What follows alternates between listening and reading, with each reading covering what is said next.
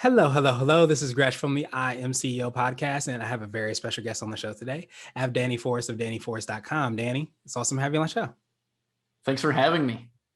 Definitely super excited to have you on. The pleasure's all ours. And before we jump into the interview, I want to read a little bit more about Danny so you can hear about all the awesome things that he's doing. And inspired by Richard Branson, Elon Musk, and Leonardo da Vinci, Danny has succeeded in a variety of fields, including software engineering, writing, photography, game designing, and many more.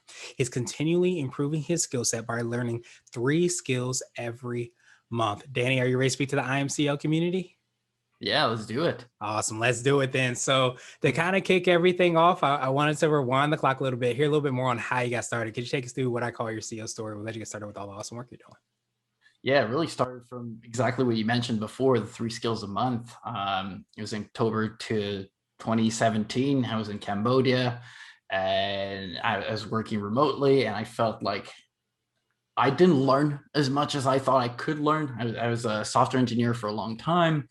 And I figured that what if software engineering for some reason stops being that important, and I'm gonna need to find new skills to be relevant in the future, right? And so I decided, you know what, I'm gonna try this new approach. I'm gonna learn 3 skills this month.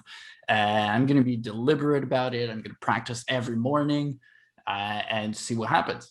And I chose skills that I thought I could never do, like drawing, for example. As a deeply logical person, said, you know what, I'm going to try this, and I'm going to shatter my beliefs that I can't do it. And it happened in 8 days. After 8 days of drawing every day, I was like, wow, I actually have a drawing that, I mean, it's not professional, but it's already so much better than I thought it could be.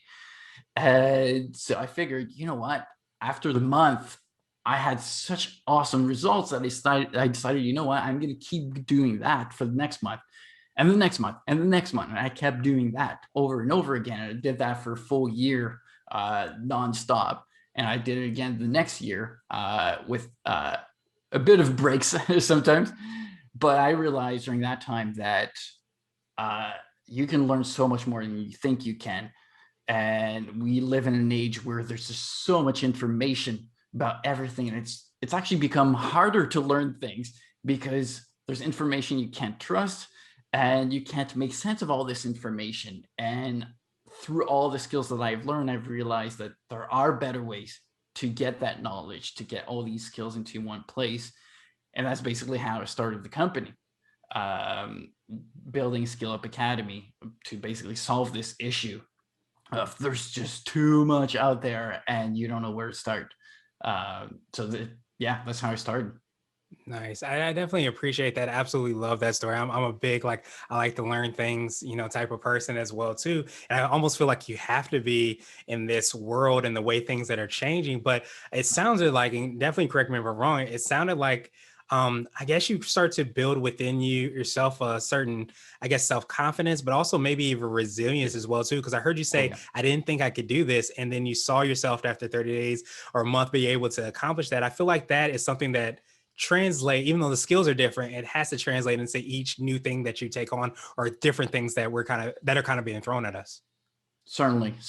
And one of the things that basically, the cool thing about this is basically the habit of failure that you're building. People are afraid of failure. People don't want to start new things. And this applies to CEOs too, right? They're afraid of trying new things that work. You just keep doing it and you get better at it. But the habit of failure is what gives you the confidence to try something else, to do something else, and like not give up the moment that you try. And that has been probably one of the best habits I've built in the end. It was just the habit of failure, not even the habit of learning. The habit of failure was actually the most important part. Yeah, that's absolutely huge. And I think that anytime, you're trying to blaze trails or do something different, especially, you have to have that skill because you have to be okay with being uncomfortable, being okay with not knowing, and still continuing on and understanding that, hey, I may not be where I want to be, but I'm probably a little bit better than I was a week ago or a day ago, and so on and so forth. And when you can start to celebrate those wins, that's when you start to really, I guess, leverage that ultimate skill more than anything else. Absolutely. Awesome. So people think it's like it happens in one jump, right? Like you learn and you become good. No, like You don't remember in school. Like, it took time to get to where you are, and as soon as you accept the fact that things take time, is when you appreciate the small wins, like you said. Yeah, it's so funny you said that because I used to work with kids and they were like, 4 to 5 year olds. And Mm. so many times, like teaching them how to throw, like I used to be like kind of like a PE teacher, I guess you could say, but teaching them how to throw a football and even to stand up, you take all those things for granted. There was once a time that we didn't know how to walk. There was once a time we didn't know how to do Mhm. all these things. So what you said resonated with me so much more because I only got that realization from seeing sometimes kids and not being able to do it to Absolutely. realize you come a lot farther than sometimes we give ourselves credit. Yeah, yeah. I have a 9-month-old son. Mhm. 9 month today? No, in like 4 days. Nice. And yeah, he's crawling and all that, but like, he didn't at first, right? Even turning was a challenge, and it's exactly as you said. We take that for granted. Mhm. But when people think of skills, they only see like the skill itself, but the reality is every skill has prerequisites that we don't realize. Things as simple as if we think about basketball, for example, uh, unless you know how to run properly, you're actually not going to be a good basketball player. If you don't know Mhm. how to jump properly, you're not going to be a good basketball player. And it's true of every skill, not just motor skills, but intellectual skills as well. And that's the kind of stuff that in Skill Up Academy, I'm trying to like really put forward for every skill. So that like when you go on YouTube, for example, and you're like, oh, best way to learn whatever skill, you come across something, you're like, I can't do it. Why is that? It's supposed to be the best way. But the reality is they assume that you have previous knowledge, they just don't mention it. So there's like this web of skills that's related that's completely invisible to everyone. The rules are like we create the rules, so they don't exist. It's not a game, and so we got to figure it out. And again, that's what I'm trying to do with Skill Up Academy, make this more this network more obvious. Yeah, that's absolutely huge. I love that phrase. Every skill has a prerequisite, and so many times we don't realize what those are, especially if we become experts or become really good at it. Sometimes it's the hardest to be able to kind of teach other people how to do that because we have perfected those prerequisite skills that we didn't even realize were there. So I love that you're kind of looking at that in the academy. So can you take us through a little bit more of what we can find there and how exactly you're doing that and working with the clients you have? Yeah, it's been evolving quite a bit. So the like what you see today is actually was different last week. Hmm. So we started being more about like training and like performing the skills and showing you how to do things. Uh, it was a tough business to get people to do stuff. People have the habit of like going more for knowledge than for practice, and so we evolve more into through time. We collected so much data on skills that we've kind of evolved more into a database or a search engine for Hmm. skills, like any type of metadata that you can find. I had a client that was asking about like the life cycle of some skills they were investigating, and that's the kind of information that's not readily available for a wide variety of skills. And so we went through our catalog of 400 skills and figured out the life cycle of them. Are they emerging? Are they dying? Are they in growth? And so you can find all that information. The benefits of learning things, sometimes it's not obvious. Like, is it worth my time to learn this? Am I going to get a job? Am I going to be better at manual stuff? Am I going to be more intellectual in these things? Am I going to be able to learn some other types of music by doing that? So we try to make all these connections again. And recently we started adding jobs too. So what kind of jobs can you get with the skills that like you're looking at? And so I feel like that's going to be a bigger part of Skill Up Academy. There's more money in professional skills versus personal skills, which is a very recent lesson and the reason for the pivot. Yeah, that's absolutely huge. I love kind of hearing like the process of how you found, where you're going to be. But it's so funny. I almost hear the seeds of, how you were starting when you're talking about computer science and not sure if that was going to be a skill that was worthwhile. It kind of sounds like the same question your client asked to some degree, and really Mm-hmm. understanding not just the skill, not just, those opportunities that it provides, but also I have a limited amount of time. Where would it Yeah. be best, ROI personally or professionally for me to invest my time? And what does that look like, 10 years down? I really get to understand that. I think that's absolutely huge because I read and I heard somebody say like we're in the U university where you can literally figure out what you want to be, how you want to get there, and then start to develop the skills to get there. So I love, the academy because it sounds like it basically bridges that gap with more information on how exactly you can do that. Yeah, and the next step for me, and that's a really, really tough one. But skills are actually not small enough for me. Like even the micro skills are still not small enough because a really good example was Kobe Bryant, who I'm using basketball again. Yeah, my favorite player. So go for it. One of my favorite Nice, plays. right? He had an injury. I don't remember exactly where, but that was like in his leg, Mhm. and to recover, he picked up the skill of tap dancing. Mm. So people hear that like, why did he pick up tap dancing? But when you think about it, it makes so much sense. Tap dancing is going to make your legs so much stronger. I mean, that's like there's no better skill to strengthen your legs than tap dancing. And so the connection isn't obvious. Like even in Skill Up Academy, if I put basketball is related to tap dancing, people are going to be like, "What?" The reality is that skills are a certain quantity, a certain number of techniques that you perform, and these techniques move over. I call this skill recycling. Basically, these techniques you get from one skill can apply to another one. I had a friend who learned salsa dancing to become better at ultimate frisbee. Mhm. His range of motion wasn't good enough, and so he learned that range of motion through salsa dancing. So that's one thing we're going to try to do that, like distill the techniques as a smaller level, and that'd be really interesting because we could suggest you based on what you learned before that you would be good at tap dancing. You might be good at tap dancing. Mhm. Yeah, that's absolutely huge. I love that. And, I using, the sports analogy, I hear that so many times where athletes will do other things that somehow will help them to be better at whatever it is that they do. But I think we've even had somebody on the show that talked about he was a really, really big gamer. So he loved video games, but we were talking about that failure piece. One of the best ways to learn failure is through video games and being Hmm. able to kind of say you have to level up. In order to level up, you have to do this. You get to learn from the mistakes that you made or things that so I love that. I love that concept and that idea, and you all being able to execute on that because I think it gives us that ability to sometimes take the skills that we feel like we're boxed in on to be able to translate them into many other ways, and it just becomes infinite. I think the possibilities.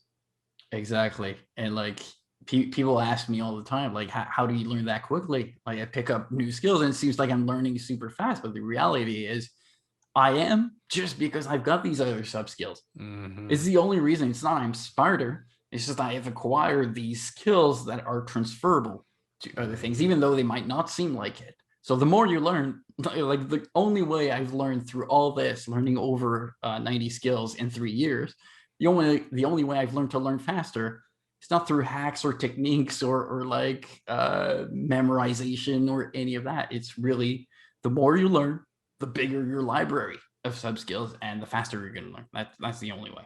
Yeah, that's absolutely huge. Do you feel like that was what you would consider to be like your secret sauce? It could be for yourself or the academy or a combo of both. Is it that ability to understand? I want to say the forest for the trees to understand these prerequisite skills that you're able to build not only help you in the skill you're trying to learn, but so many others. Yeah, and I feel like for CEOs especially is really like for me the most important thing is to understand your team, understand every part of your team, and by having this habit of learning new things every time and building your library of skills, you get to actually speak the same language as the people who work for you. And I think this is This is absolutely amazing. I can talk to people doing e-commerce. I can talk to people doing marketing. I can talk to artists, and we all speak the same language. Well, at least depending on where we communicate, we speak the same language. Mhm. Yeah, that's huge. And I think in this day and age, I say so many times we forget about like the human aspect of business, but really understanding those skills, getting to learn those foundational skills allows us that opportunity, as you said so well, be able to communicate in people in different ways, in different forms, in different fashions. So I believe that's absolutely huge. And so I wanted to switch gears a little bit, and I wanted to ask you for what I call that CEO hack, which it could be like an app, a book, or a habit that you have. Is there something that you feel like makes you more effective and efficient in addition to everything that you've been mentioning today? Yeah, there's one thing I've been doing for quite some time now. I've started 7 businesses and many projects in those companies. And one thing I do pretty much every time I start a new project is I apply what I call the 150 rule. Mhm. And the 150 rule is basically you ask yourself one question, and that is, what can I do in one day that's going to achieve 50% of the results we're looking for? So people think big. It's okay to think big, right? But when you think big on a project, 100% of the results, like you think, oh, I got to build this software, I got to build this and this and this, and like you do a timeline, you like do like a bunch of project like tasks, and you realize this is going to take a year. This is going to take a year. This is going to cost that much. But this rule forces you to think about the results very like in very like small details and Right, right. figure out what is the 50% that I can do in one day and release today. At the end of the day, I start this morning and I release at the end of the day. What can I do? And one example I did with a guy I met a year ago, yeah, some time ago. He wanted to start a shoe business. He had cool shoe designs that he wanted to produce and sell to people, and his plan basically was that in 6 months he would be able to finally launch. I'm like, no, you can do that in one day. He looks at me, he's like, dude, no, it's impossible. There are things you can't do in one day. And it's true, there are things you can't do in one day, but that you could. So in that one day, we got in touch with manufacturers in China. We sent some designs.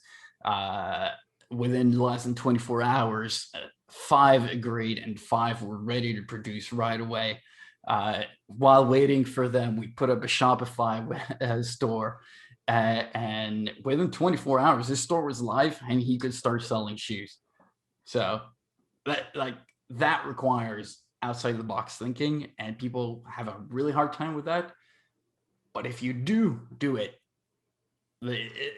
you get to be more creative. You get to think differently, and that leads to, in my experience, great results. Yeah, 50% more results for sure. So I absolutely appreciate that. And I think so many times, when you think about business and all the things that you have to do, I think it becomes really, really hard to, or it can be more of a challenge, or maybe a different muscle is a better way to say it, to be able to prioritize and understand what's really going to move the needle forward more than anything else. And to really, drill down on one thing, and that you can do that in one day in order to give you that 50% results. I love that concept, because I think so many times we're trying to figure out what we should do or shouldn't do. If we can really take a step back and practice that 150 rule, it allows us to really execute on the things that will move the needle forward more than others. Exactly. Like, what does your customer want? Can you do that? Yeah. Can you do that? Like, do you really need a fancy website? No, they just want the shoes. Your Right. customers want your shoes. Uh, Exactly. So so just getting it yeah, in their hands. exactly. Nice. So I wanted to ask you now for what I call a CEO nugget. So that could be a word of wisdom or piece of advice. It might be something you would tell a client, or if you hopped into a time machine, you might tell your younger business self. Yeah, I would go with what we talked about, like continuous learning with Mhm. multiple skills a month. Um, just, I think this is the best habit, both a habit of failure, but also being able to communicate with your team. I think this is the best. Uh, I I like, from my experience, it's the best thing, and I would definitely recommend young me, the first business I started, to just do that. I was a software engineer. I knew nothing about business. My business did okay considering, but it would have done so much better if I spoke all the languages of business. Yeah, absolutely. I definitely appreciate that. And let me ask you this, was there a reason that you decided to focus on three things, each month as you progressed on? Is there some reason you kind of zeroed in on that number? Yeah, two reasons. So I was working 12 hours a day at the time, 6 to 7 days a week, and I didn't need to. I didn't need to. And so I was like, you know what? What if I cut 2 hours a day to focus on me? Not just business, focus on me. And so I saw a YouTube TED talk about learning skills in 20 hours by Josh Kaufman. Mhm. And if I cut 2 hours every day for a month, that was 75. I don't remember the exact. Yeah, that would be 30 minutes was for working out. So that's an Okay. hour and a half a day. So that's in total, that was 45 hours. Hmm. So 45 hours, I could do two skills, but I figured, what if I try for 15 hours to see if that works? So I decided to do that. So that was the reason for like 30 minutes every day, and that Hmm. added up to that. Uh, but what I liked about three is that I wanted to work different areas of my brain. I wanted to try different things, and like three was a great number because I did something creative, which was drawing. The next one I did, well, the same one I did at the same time was Spanish conversations for work, and the other one was categorization using machine learning. So like three completely different ones, and I thought this would make me really tired during the day. Like this uses so much of my brain, but the reality was that I had more energy by doing that because you were different parts of your brain. And so you, instead of like draining all my logical parts, I was able to pick from other places, and I got to win every morning. Like even though I failed, I won at the same time. I Yeah. accomplished things, and so yeah, for all those reasons. Nice. I appreciate you for drilling down on that. Yeah, I think that's absolutely huge. And I've even, I love that you talked about, being able to kind of get that energy because you're using different parts of your brain. I've even heard that, related to like how we define success, because I think so many times we say success is, just, growing our business, 100% or whatever that might be. And so many times when you put all your eggs in that basket, so to speak, if it doesn't happen, you feel less successful. But the reason I like that so much is because you had the opportunity to win in so many different levels because you were learning, Mhm. Spanish. You were also, learning drawing and learning, machine learning and all those different aspects. It worked different parts of your brain, but it also gave you more opportunities in order to see that success and to win and to progress. Absolutely. I mean, I went to live in Spain just after. Nice. So I practiced 1 month and I was ready. It was Yeah. great. Yeah, absolutely. Well, Danny, truly appreciate that. I appreciate all the awesome things you're doing. I want to ask you now my absolute favorite question, which is the definition of what it means to be a CEO. And we're hoping to have different quote unquote CEOs on this show. So, Danny, what does being a CEO mean to you? I'm not sure if this is going to be boring or not as an answer, but for me, being a CEO really is about like just solving problems people have, like true problems people have. And it's about the people, right? And even I have to remind myself of this every day. I like as entrepreneurs and CEOs, like you like to work on your things, and sometimes you forget the end customer. But really, like being a really good CEO is thinking about the customer and like making the experience the best and solving the problem. Yeah, I think that's a perfect definition. I say so many times that I feel like entrepreneurship is all about problem solving, and so many times we get caught up in the how rather than the why and what we're doing. And to really like zero in on that, lean on that. I myself also need to remind Mm-hmm. myself of that at times as well too. So I truly appreciate that definition, and I appreciate your time even more. What I wanted to do is just pass you the mic, so to speak, just to see if there's anything additional you can let our readers and listeners know, and of course how best they can get a hold of you, find out about the academy and all the awesome things that you're working Yeah, don't forget to learn. Don't forget to continue learning. I don't know how much time I have, but mhm. Go for it. Yeah, there's a concept I've been writing about since last year, which is the skill inflation. Mhm. So a lot of people are familiar with inflation in terms of like money, in terms of like investing and that kind of stuff. But when it comes to skill, it's actually very much a reality that no one's talking about. And disruptions in jobs are happening more and more. It's going to grow a lot more too. Like they predict that. So currently, to succeed at your job, you need about 10, 11 different skills to be able to Mm. do it. They're predicting that by 5 years from now, you're going to need 21 already. And so if you don't learn these extra skills, you're basically going to be left behind. And there's definitely some books that talk about that stuff, and about like getting left behind, about like a useless class, some people call it. And so learning and taking some time out of your day, 30 minutes is good enough. And at least it's a good start. It's a good start to build a habit, and that's the only way that you're going to be able to thrive in the future, really. So think about the skill inflation. Yeah, absolutely. And people that want to get a hold of you, what's the best way for them to do that? All right. Yeah, they can go to my website, dannyforrest.com. And I've got a cute little chat bubble, which I do reply to. Otherwise, I'm actively working on Skill Up Academy now. So it's skillup-academy.com.